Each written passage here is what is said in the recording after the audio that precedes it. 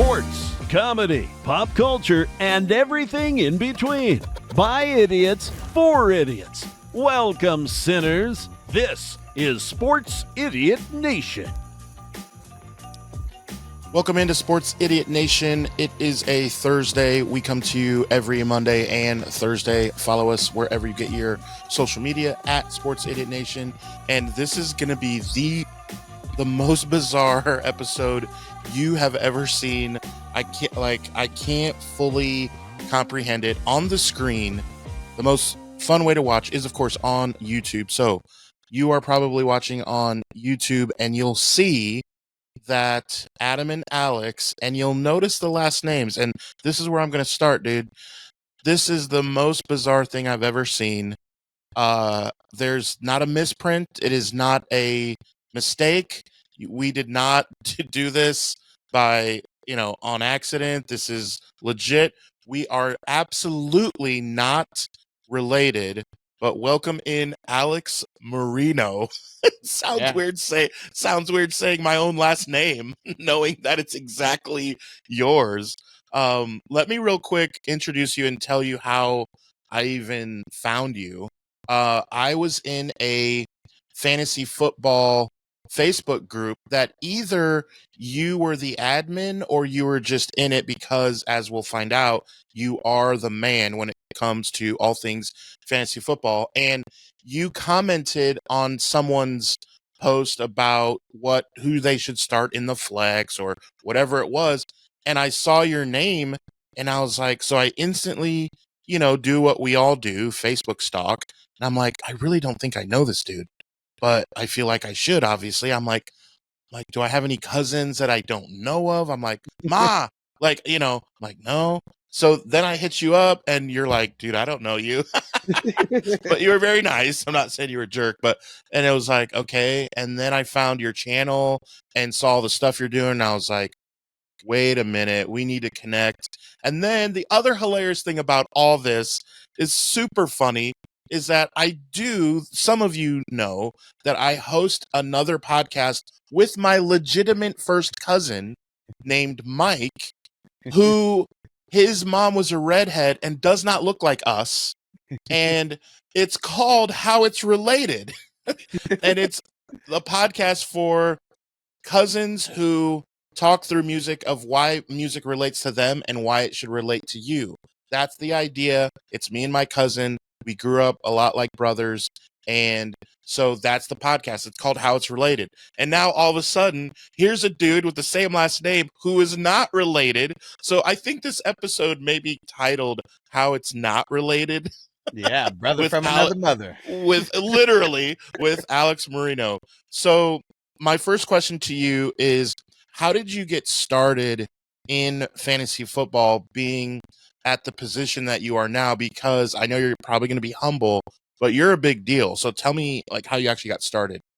I mean, playing fantasy football started back in 2006 and got introduced to it by a random guy at a random job.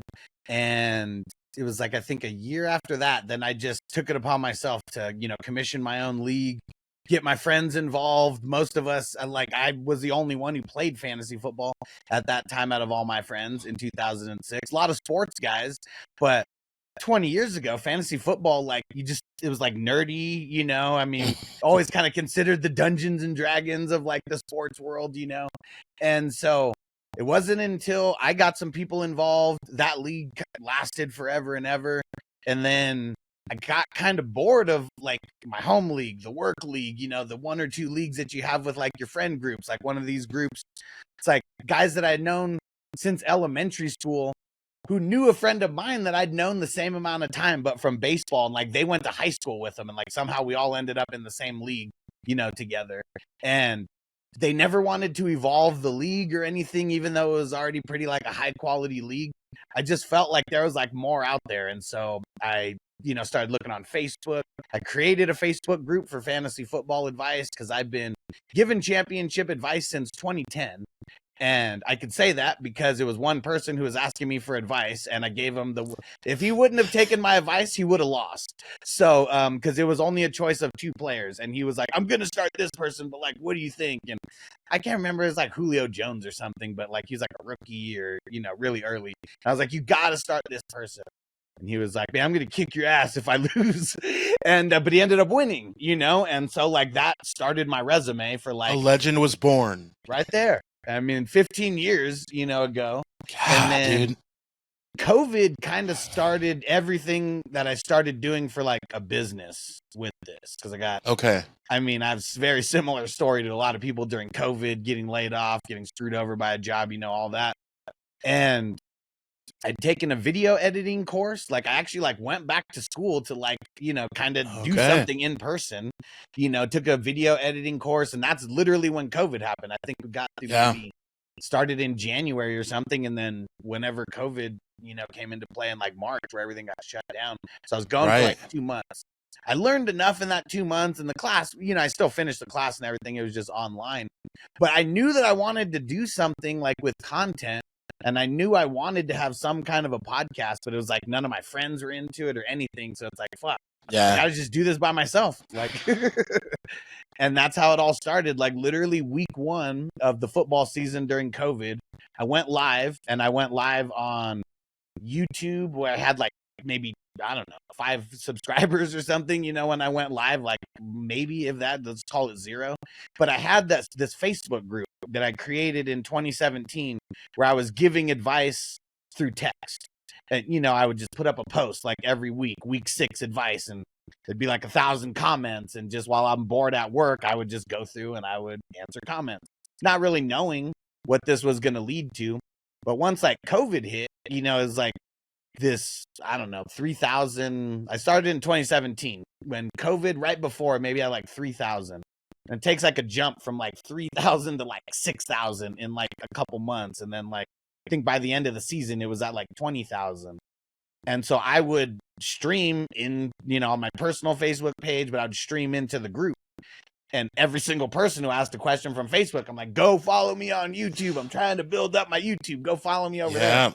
Yeah. And just this slow, gradual process. But it wasn't actually that slow because I got monetized on YouTube in like 11 weeks or something. Like it was like, because it was COVID, like everybody was looking for advice. I would go live like sometimes 5-6 hours like at a time, like just trying to get that watch time and grinding away. Yeah, man. And, and kind of the rest is history from there. It turned snowballs. It just keeps going. That's pretty wild, man. That is awesome. So tell us real quick, and the link is in the show notes. Tell us where we can find you. And let me point out for Sports Idiot Nation, you are actually, we signed you to a 1-year deal that you're going to be on. Season 2 is coming very quickly for Sports Idiot Nation. August 1st last year is when we launched. So August 1st is season 2, and you are going to be a big part of it. And you're going to be our official go-to for all things fantasy football. So tell us where we can find you.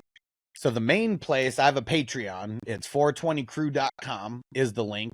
And you could sign up for free, like if you just want to kind of be in the loop of like leagues that I'm starting. I mean, I post a lot of news and kind of just like your one-stop shop. Like if you follow me, you don't have to follow 10, 20, 30 people because like I'm going and getting the most important news. I post it there, and you only have to follow one app. That's for the free people. You jump up to the $5 tier, you start getting my different ranks. I have offensive ranks, rookie ranks, offensive line ranks, strength of schedule ranks. I mean, just there's a lot of things that I'm updating all the time. And it's because I'm addicted too. So I'm like hyper focused to getting all this information because I want to win all the leagues that I'm in as well. Sure. No, it makes sense. Then you jump up to the $10 one. That's kind of I'd say that's the most popular one because you get one-on-one advice from me where you can DM me through Patreon or Facebook or whatever.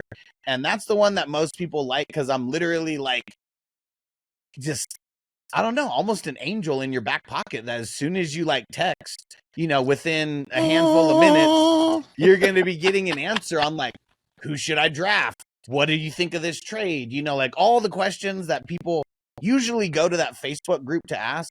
But now that there's like 100,000 people in that group, it's grown from like 0 to 100,000 people now. Sometimes people will make a post and it won't even get comments or, whatever, because there's like hundreds of posts that happen like per hour. So it's like the algorithm, like if nobody interacts with your shit, you're not going to get an answer. And sometimes people get pissed off about that, but it's also a free resource, like create a more entertaining question and you might get, an answer. Throw up a picture, of your players and you might get an answer, Yeah. That's the algorithm, man. So, all right, you bring up something I want to ask without giving away too much, because I do want people to come to the Patreon. But I want to ask you, what is some free advice that you're willing to give on draft strategy?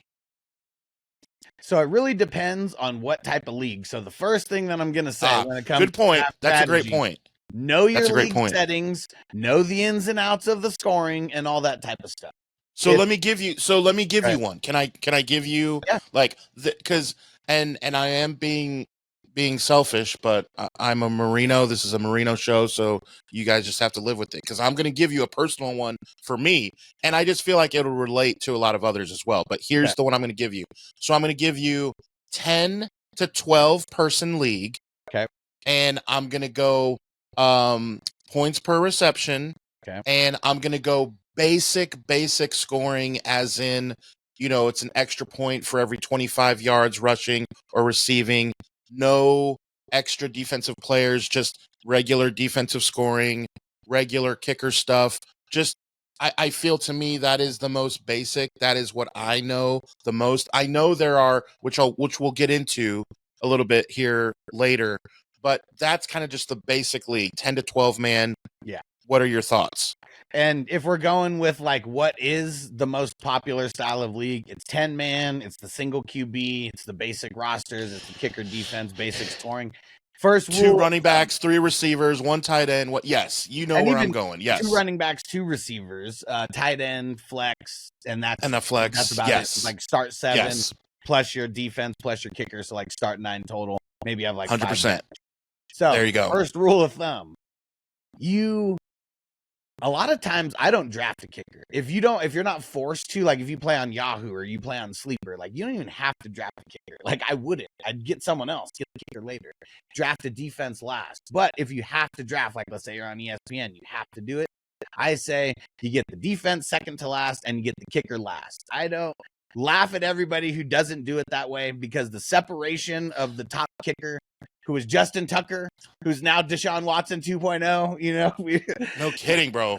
And not only that, but from a point scoring standpoint, he's also like yeah.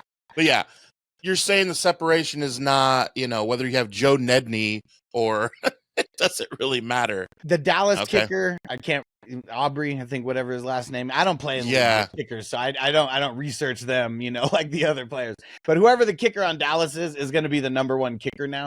So if you're like a Dallas Cowboy fan and you want to have the best kicker, I mean, draft him a couple rounds earlier if you want to, because fantasy football, I feel, should be fun. But it's also not that smart of a move, as well. The next piece of advice: don't draft a quarterback early. I mean, there's, if you're a fan of Lamar Jackson or Jaden Daniels, and like you want to get those guys early, you probably have to.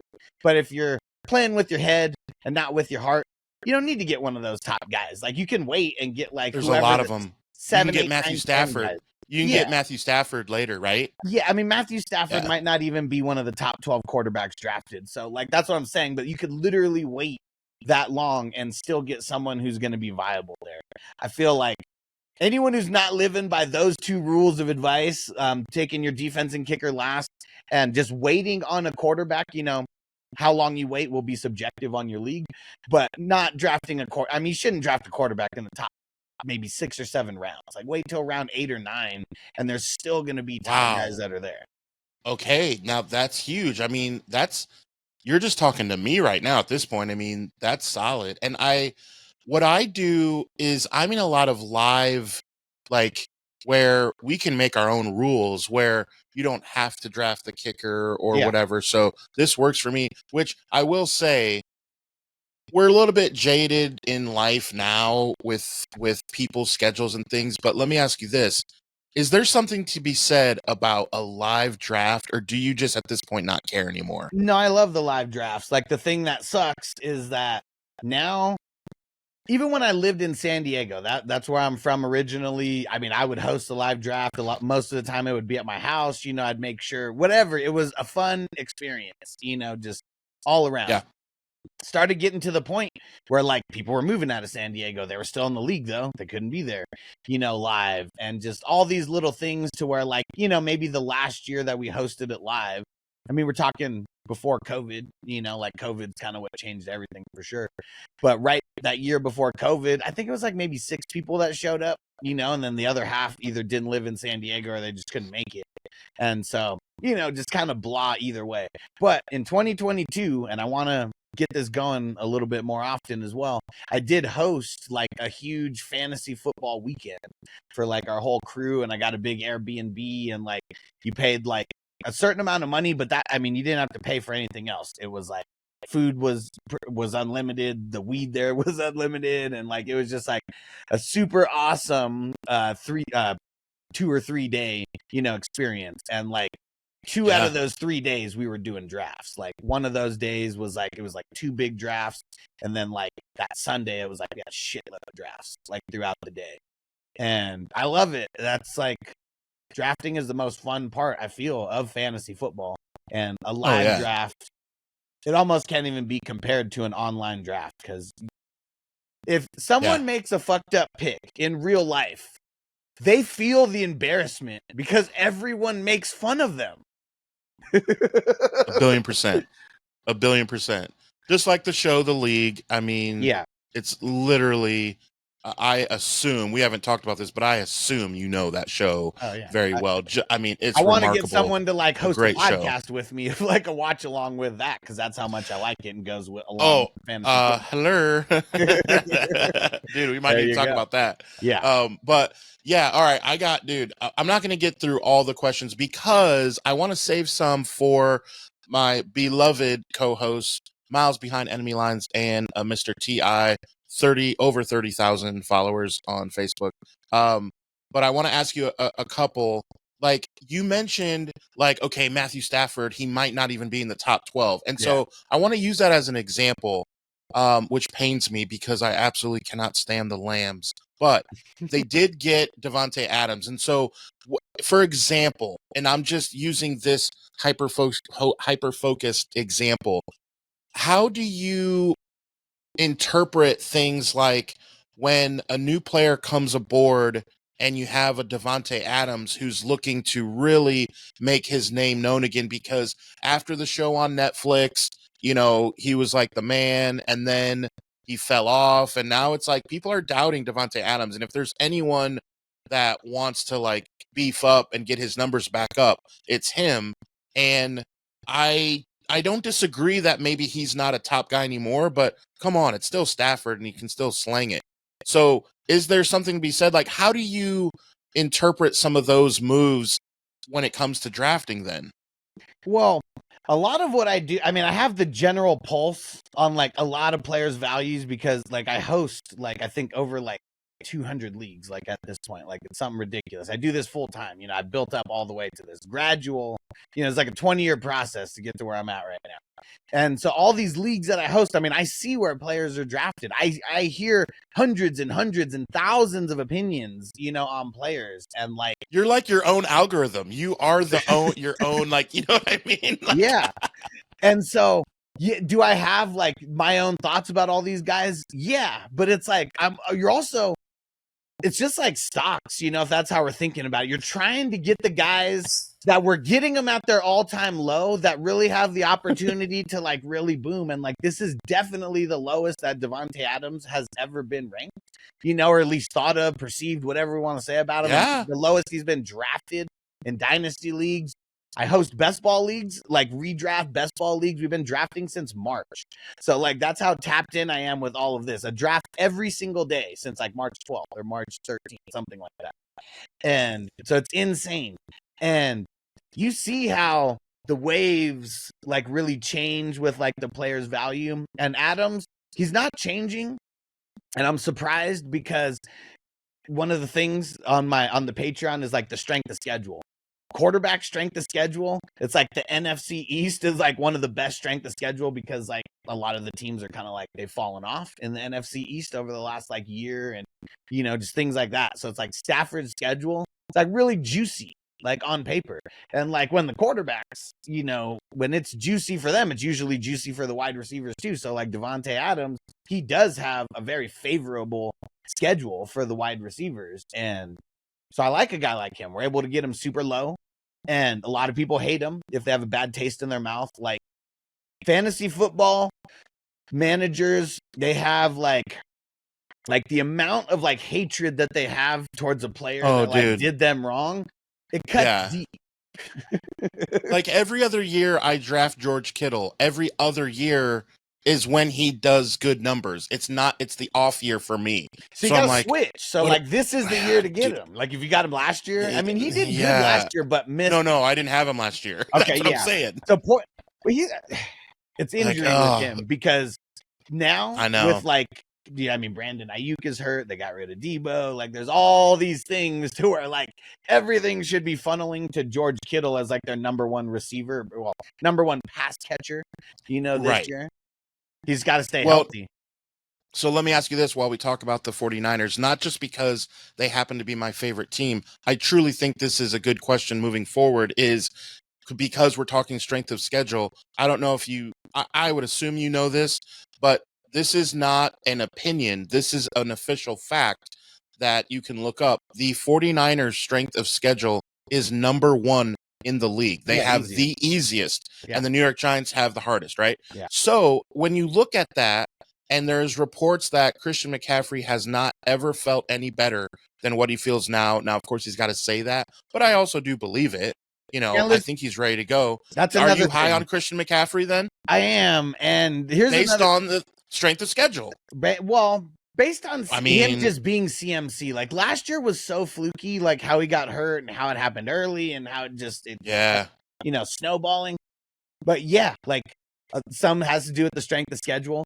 A lot of breakout year for him, right? Not a breakout year, but how about a teabag your league? Because like now you're probably, you could get him in the second round. Maybe like single QB, probably not. But if you play in a super flex league where you start two QBs, you might get him in the start of your second round, and as your second running back. Like that's just kind of insane to think about because he's never. You go back to his rookie year and he was like that guy. Go back maybe his second year, maybe he's that guy. But after that, it's like he's been a first rounder pretty much every single year. Yeah.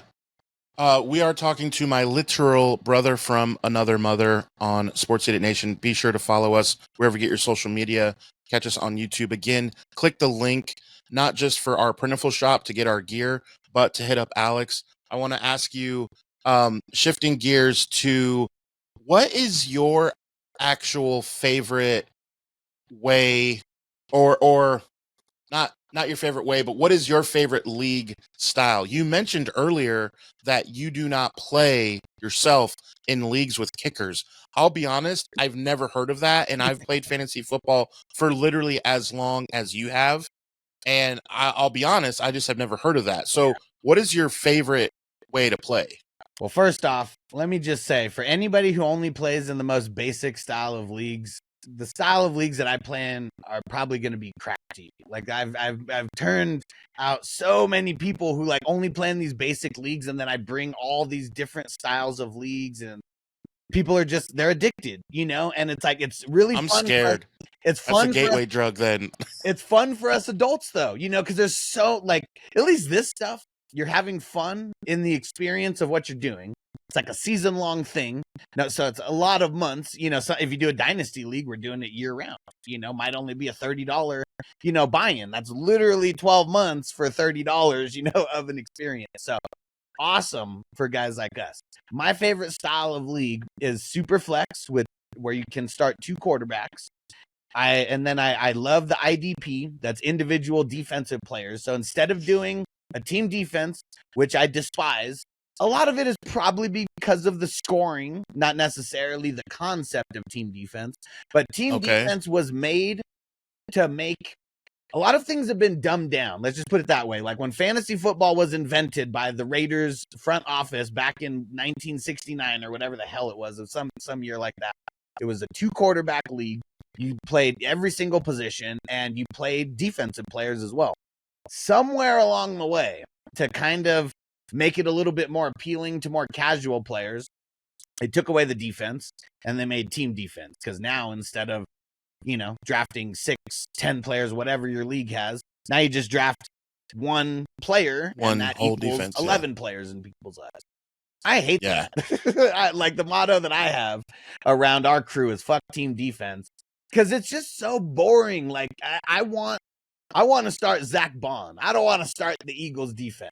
Fred Warner. Dude, like Patrick Willis was like my first favorite fantasy defensive player ever. Like that, you're a 49er fan. You know how much of a beast he was. A lot of players' favorites. Yeah, probably. But like that's what gets me excited as a fantasy football manager, knowing that maybe I have a running back or a wide receiver that I'm watching, and I got a linebacker on the other side of the field.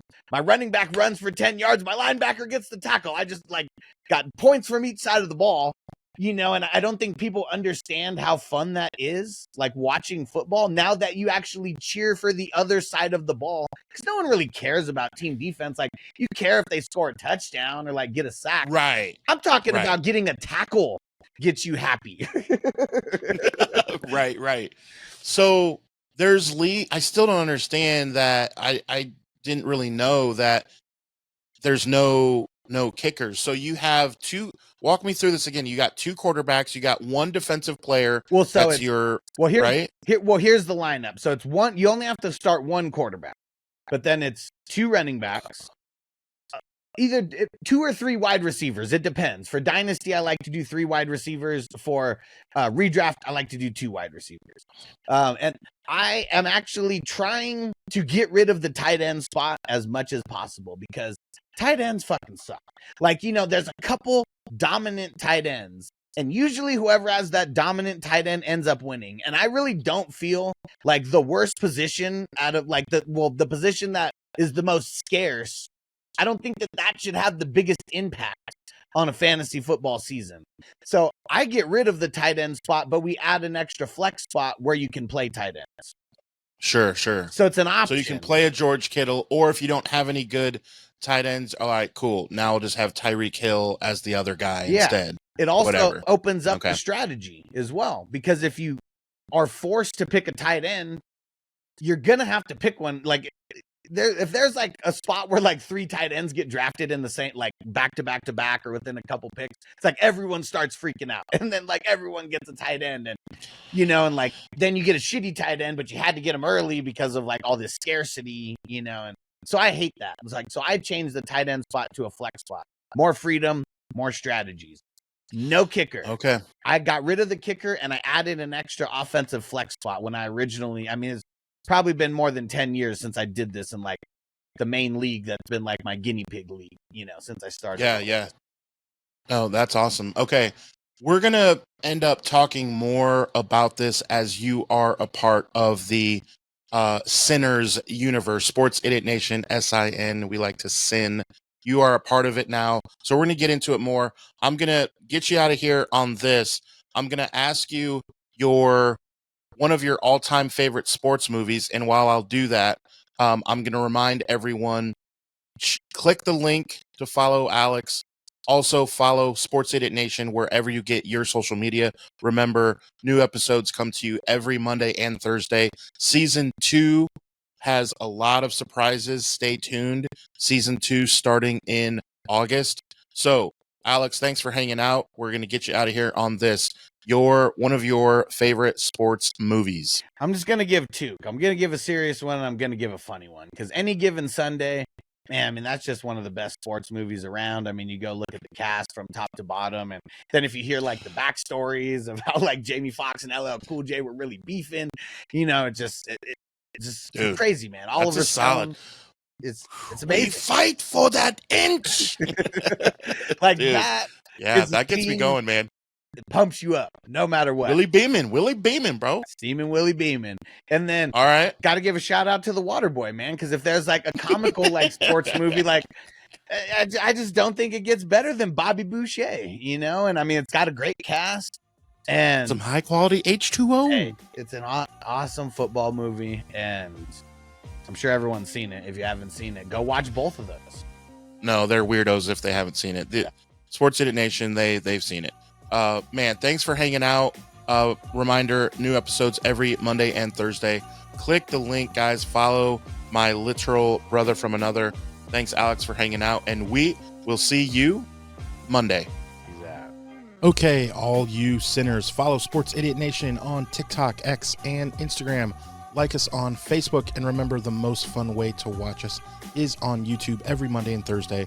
Be sure to hit the notification bell so you can be updated when new content drops. Remember, the podcast can also be found on the usual suspects of Apple Podcasts and Spotify. Always remember, don't be an idiot.